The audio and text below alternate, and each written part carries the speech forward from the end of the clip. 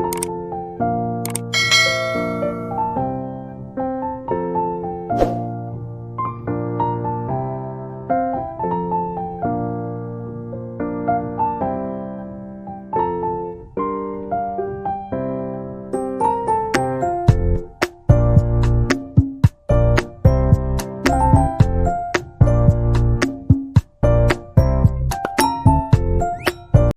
everyone, welcome back to my channel Totally It's a Guide to Learner. Here this is Sriparna. Hope all of you are doing good.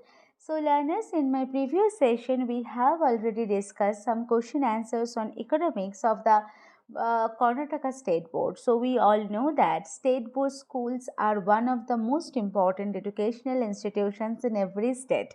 So we do not ignore it. Basically, if I am not wrong, most probably 50 to 60% students are dependent educationally on the state board schools because fees of the state board schools or the monthly expenses regarding education are cheaper than the ICC CBSE board schools.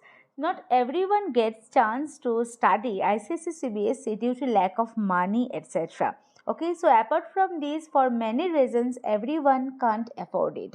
So solved model paper are not so much available in the social platform, so that's why I took an initiative a few days ago, and this session is going to be a most probably sixth session for PUC question discussion. Everyone liked it. Hope you all like it very much. So if you have missed my previous session, so please go and check my description box and my first comment where the previous sessions link are already shared. So we are going to discuss first PUC question paper, but today we are focusing only short type questions. So let's begin the session. So first question is, mention two sources of data. Okay, so what's the answer for this question? That is primary and secondary data. So primary data and the secondary data are two sources of data. So at first we have to know what do you mean by a primary data. So primary data is basically a first hand data, okay, which is gathered or which is collected by the researcher himself. And on the other hand, the secondary data uh, is that kind of data which is collected by someone else earlier. So that is the basic differences between the primary data and the secondary data. So survey. So example of the primary data is survey, because when you are getting information from the field directly, so it is called as primary data. Okay, and you when you are getting information from newspaper from research articles, so it is so that type of data is known as secondary data.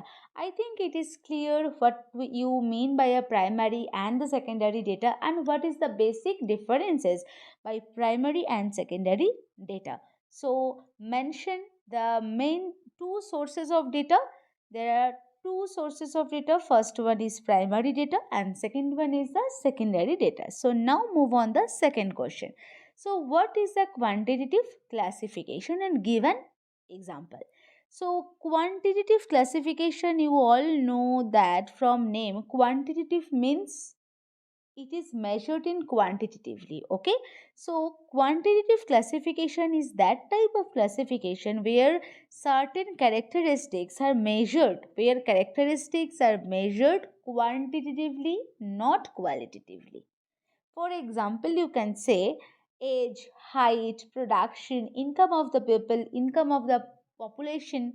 So all are measured in quantitatively. So this is known as quantitative classification, and these are the age, height basically are the examples of the quantitative classification. So now move on the third question. Write the merits of the arithmetic mean. So merits means advantages of the arithmetic mean. So at first we have to know what do you mean by a arithmetic mean.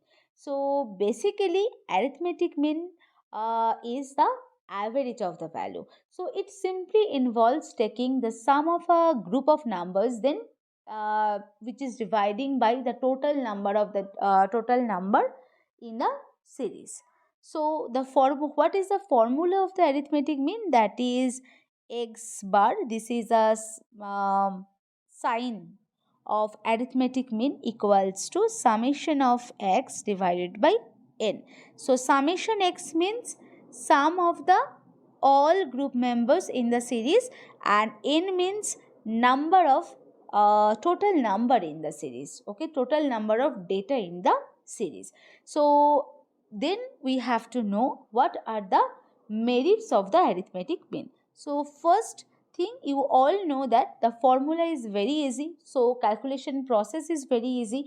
So that's why one of the most important merit of arithmetic mean, that is it is simple to understand and easy to calculate. Obviously it is right. And now going to the second point, it gives certainty. Okay, so now going to the third merits of the arithmetic mean. So the third one is it considers all observations in computing. That means arithmetic mean simply involves all the values. So that's why it is based on all observation. So it considers all observations when you are calculating the arithmetic mean. So that's why it is one of the most important advantage or merit of the arithmetic mean. And now move on the last one, that is it is the convenient method of comparison. We know average is one of the easiest way to compare anything. It helps to compare different types of things. So that's why it is one of the most important merit or advantage. So now move on the fourth question. So mention types of correlation. So at first we have to know what do you mean by a correlation, and then types of it. So what is correlation, runner? So correlation basically indicates the relationship between two or more variables. Okay, so correlation is of two types. First one is positive correlation and second one is negative correlation, and again they are classified perfect positive and perfect negative correlation. So we will discuss positive and negative correlation later. Okay, so now move on the fifth question. So what is the price index number and mention its types? So what is index number, learner? So basically index number showing the variation in a price or a value compared with the price or value of the other products. So price index number, it is related to the price of the product. So it measures the general changes. Okay, changes in what? Changes in price or value of the product between current year and the base year. So general price index is used to measure the value of the money. We have already told index number, index number showing the variation in a price or value of a commodity. So it is used to measure the value of a money. So the following are the different types of price index. So first one is a consumer price index. Second one is a wholesale price index. It is related to the wholesale price of the product. Consumer price index related to the consumer price of the product. Retail price index related to the retail price of the product. And last one is a producer price index. So producer price index, which is related to the price of the goods, uh, producer price of the goods basically, not the consumer one. Okay, so I think this is clear. Okay, now move on the sixth question. So write the first four steps in developing a project. So at first we have to identify a problem or an area of study for developing a project, for developing any type of project. So at first we have to identify a problem or a area of study.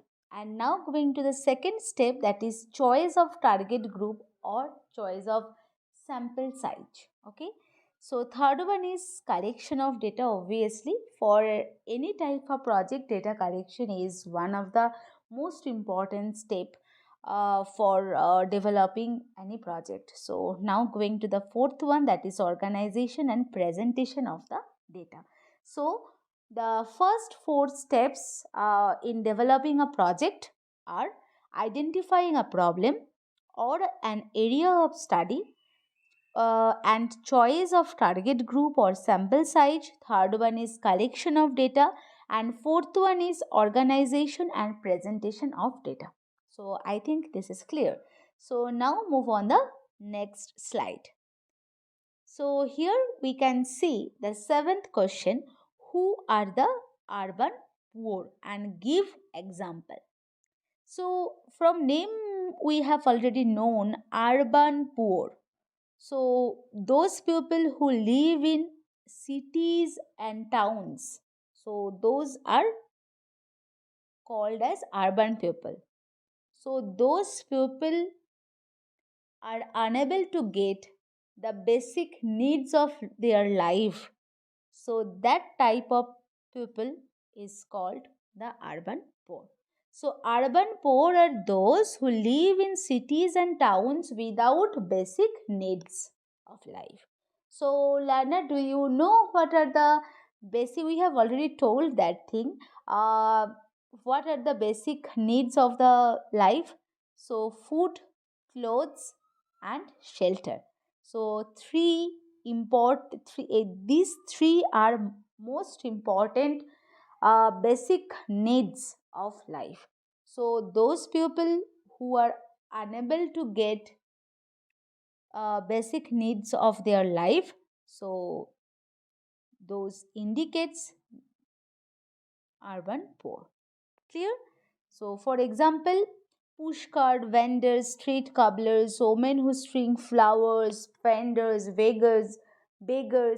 So, all are live in cities and towns, but they are unable to get their basic needs. Okay, so now move on the next question.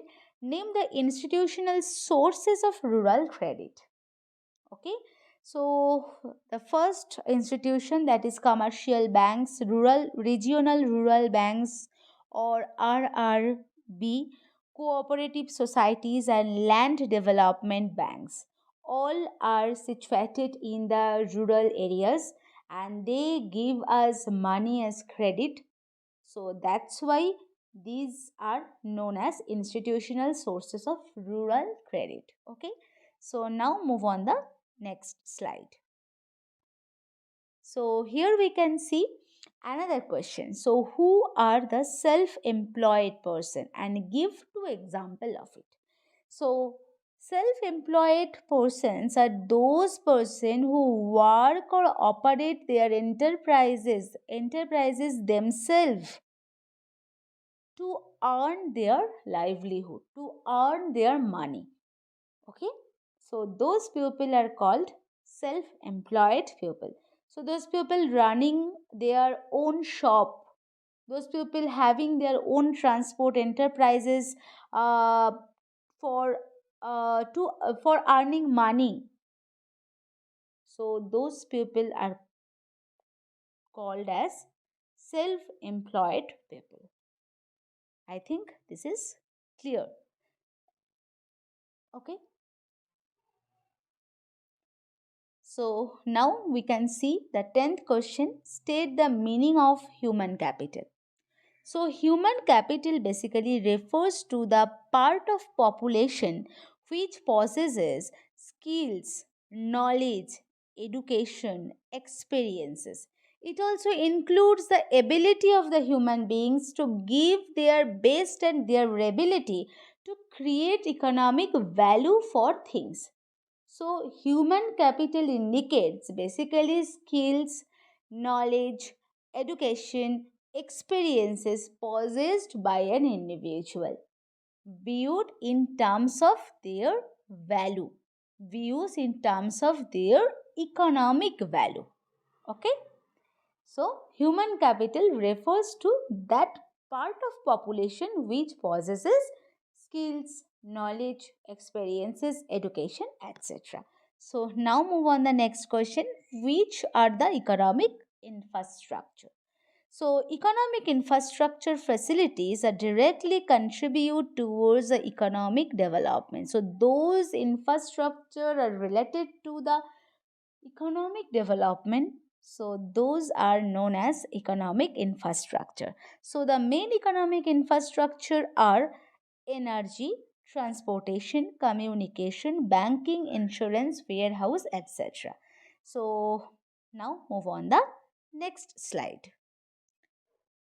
So the last question is, mention any four functions of environment. So at first we have to know what do you mean by environment. So environment basically refers to the totality of the physical condition on the earth. So it indicates the physical surroundings, physical circumstances, physical conditions, etc., in which a person lives.